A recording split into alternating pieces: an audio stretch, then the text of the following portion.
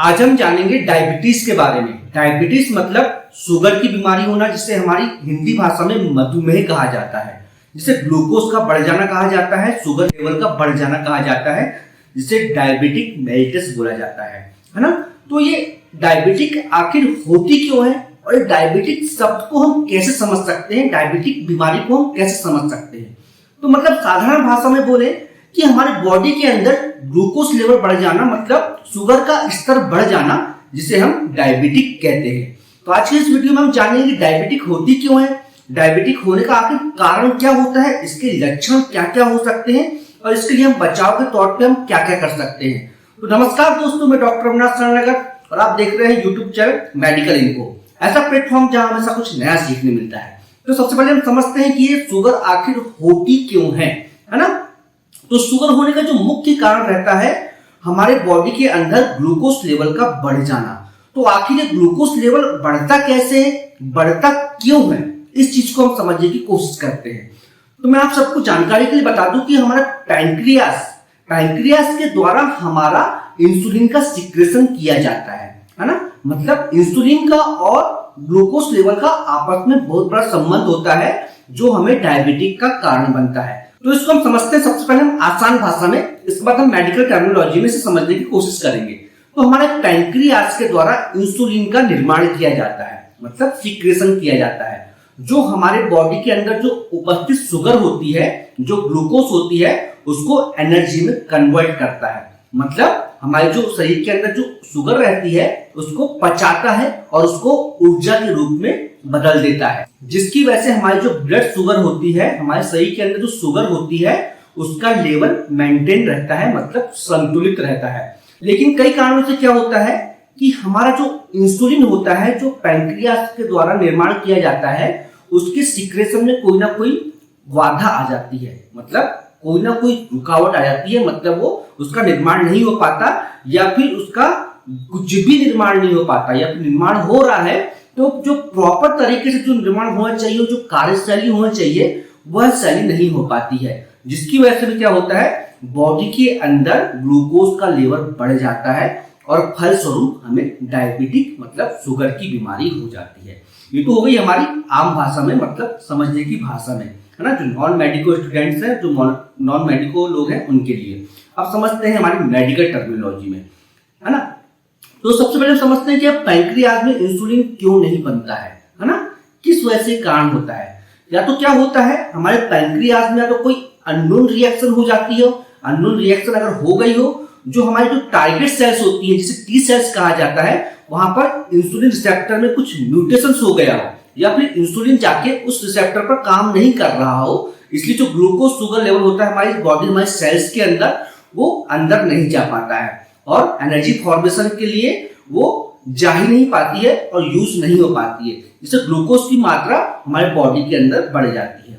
Ultimately हम यही समझे कि पैंक्रियास में इंसुलिन का निर्माण हो रहा है, बट टी सेल्स की वजह से जो रिसेप्टर होते हैं ग्रहण करने वाले, वहां प्रॉपर तरीके से बॉन्ड नहीं हो पा रहे हैं, और बॉन्ड नहीं होने की वजह से प्रॉपर इंसुलिन नहीं बन पा रहा है, और इंसुलिन नहीं बन पाने की वजह से हमारा शुगर का जो मेटाबॉलिज्म है वो नहीं हो पा रहा है, एब्जॉर्प्शन नहीं हो पा रहा है। फलस्वरूप हमारा ग्लूकोज लेवल हमारे बॉडी में बढ़ जा रहा है, और बॉडी में ग्लूकोज लेवल बढ़ जाने की वजह से हमें डायबिटिक मेलिटस की प्रॉब्लम क्रिएट हो जाती है। बातों की एक बात के तौर पे अब हम समझे तो हमें ये कह दें कि इंसुलिन मतलब इंसुलिन एक हार्मोन है, इसको नोट डाउन कर लीजिए आप। इंसुलिन हार्मोन की वजह से शुगर कंट्रोल रहती है ना।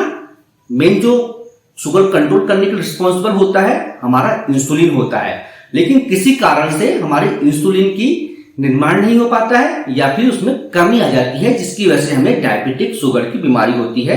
100 बातों की एक बात, हम इस चीज को शॉर्ट में समझ ले, बस हो गया, है ना। तो अभी डायबिटिक कितने प्रकार की होती है, इस चीज को भी हम समझ लेते हैं थोड़ा सा। तो डायबिटिक भैया जनरली 3 प्रकार की होती है, लेकिन जनरल प्रायः 2 प्रकार की ही पाई जाती है, जैसे टाइप 1, टाइप 2, टाइप 3 कहा जाता है ना। अब टाइप 1, टाइप 2, टाइप 3 आखिर होती क्या है, तो सबसे पहले समझ लें कि टाइप 1 की बात करें तो टाइप 1 ये होती है, इसमें हमारे शरीर के अंदर इंसुलिन का जो निर्माण होता है टोटली बंद हो जाता है, जो प्रायः बच्चों में ही पाया जाता है ना। और इसकी वजह से जो इंसुलिन है बिल्कुल भी नहीं बन पाता है, और इसकी वजह से हमें इंसुलिन डिपेंडेंट होना पड़ता है। तो इसका इलाज बहुत कठिन होता है, मतलब इसमें इंसुलिन बिल्कुल नहीं बनता है, हमें इंसुलिन के इंजेक्शन पे इस पर डिपेंड रहना पड़ता है, इंजेक्शन पे हमें जीवित रहना पड़ता है। ये हो जाती है हमारी insulin dependent type 1 diabetic mellitus. और सेकंड होता है हमारा टाइप 2, है ना। अब टाइप 2 में क्या होता है, इसमें शरीर में इंसुलिन को तो जितनी जरूरत होती है हमारे शरीर में उतनी तो नहीं बन पाती है, पर उतने में कम बनती है। मतलब अल्टीमेटली जितना निर्माण होना चाहिए इंसुलिन का उतना निर्माण नहीं हो पाता है, या फिर निर्माण हो भी रहा है तो सही जगह पे यूज नहीं हो पाता है, जिसकी वजह से शरीर के अंदर इंसुलिन की कमी हो जाती है, जिसे हम क्या कहते हैं, टाइप 2 डायबिटिक कहते हैं। प्रायः बड़ों में ही होती है। अब बात कर ले टाइप 3 की। तो टाइप 3 जो डायबिटिक होती है प्रायः प्रेगनेंसी में ही देखने को मिलती है, इसके अलावा और कहीं देखने को नहीं मिलती है, इसलिए प्रायः 2 टाइप की बताया मैंने आपको कहा जाता है। तो जब प्रेगनेंसी के दौरान लगभग टाइप 3 डायबिटिक हमें देखने को मिलती है। तो बात करते हैं भैया ये किसी बीमारी किससे ज्यादा होती है। तो सबसे पहले बीमारी जो जिसको मोटापा ने घेर लिया है उसे बहुत ज्यादा प्रॉब्लम क्रिएट होती है, जिसका कोलेस्ट्रॉल लेवल बहुत ज्यादा है उसे प्रॉब्लम क्रिएट होती है, हाई बीपी वालों को दिक्कत जाती है, कार्डियक पेशेंट को दिक्कत जाती है। साथ में ऐसे पेशेंट जो एल्कोहलिक होते हैं, जो सिगरेट होते हैं, जो स्मोकर्स होते हैं, जिनकी दिनचर्या बहुत खराब होती है, ज्यादा बहुत आलसपन रहता है उनके शरीर के अंदर, ज्यादा घूमना फिरना नहीं होता है, वॉकिंग नहीं करते हैं, रनिंग नहीं करते हैं, कोई एक्सरसाइज नहीं करते हैं, तो उन्हें भी प्रॉब्लम बहुत ज्यादा क्रिएट होती है। साथ में जो बहुत ज्यादा फैटी भोजन लेते हैं, जंक फूड लेते हैं, बहुत ज्यादा मीठा ग्रहण करते हैं, उससे भी समस्या का सामना बहुत ज्यादा करना पड़ सकता है ना। अब बात कर ले लक्षण के तौर पे हमें क्या क्या दिखाई देते हैं, कब हम पहचाने कि हमें लगभग शुगर की बीमारी डायबिटिक हमें हो ही गई है।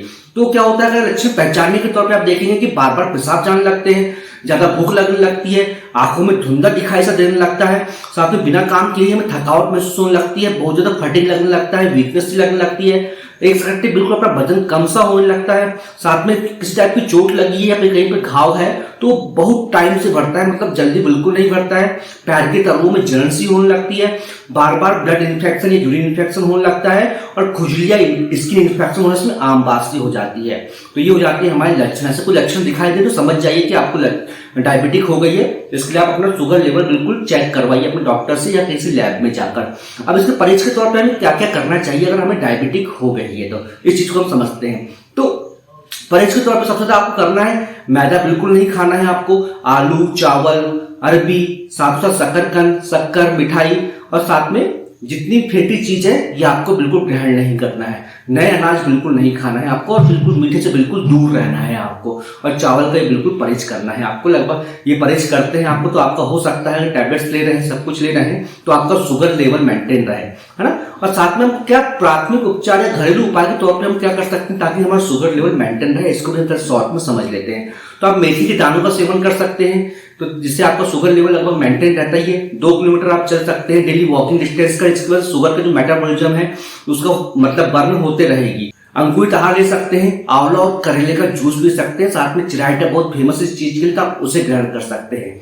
एक पॉइंट जो मैंने मिस कर दिया है बीच में, लगभग मेडिकल स्टूडेंट्स के लिए स्पेशली ये पॉइंट है। तो जैसे कि स्टार्टिंग बताया हुआ था कि पैंक्रियाज में इंसुलिन का निर्माण तो होता है, बट हमारे पैंक्रियाज के बीटा सेल्स में हमारे इंसुलिन का निर्माण होता है। इस पॉइंट को आप नोट डाउन कर सकते हैं ताकि कोई एग्जाम स्टूडेंट पूछे तो आप इसका आंसर कर सके।